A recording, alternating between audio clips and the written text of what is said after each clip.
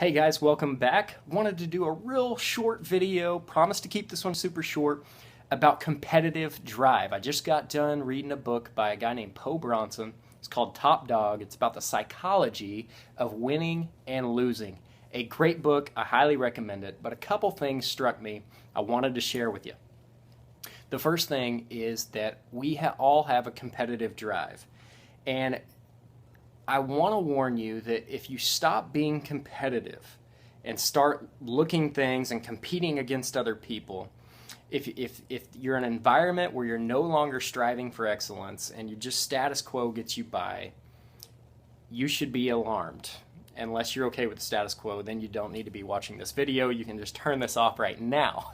But if you're not okay with the status quo, I just want you to be aware that if you're no longer competing, you need to be asking yourself why.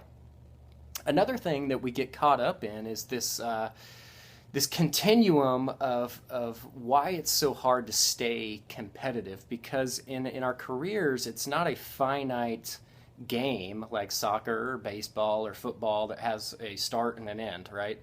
So in our careers it's just from now until whenever you retire. So it's very infinite.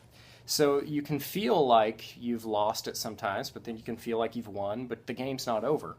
So what I think our challenge is to stay competitive, okay? And just try to maximize our competitive drive in the fact that we realize that it's not about winning and losing, but it's about being better than we would have been had we not competed. Does that make sense? So competition pushes us to limits we would have otherwise not achieved had we just stayed in the status quo. So realize the value in competition and push yourself. Surround yourself with people that will push you. Read things that push you. Work for a company that pushes you. And you have to have the mindset of I'm going to achieve and I'm going to win. It may feel like you have several setbacks, but there's probably, insert your favorite quote there.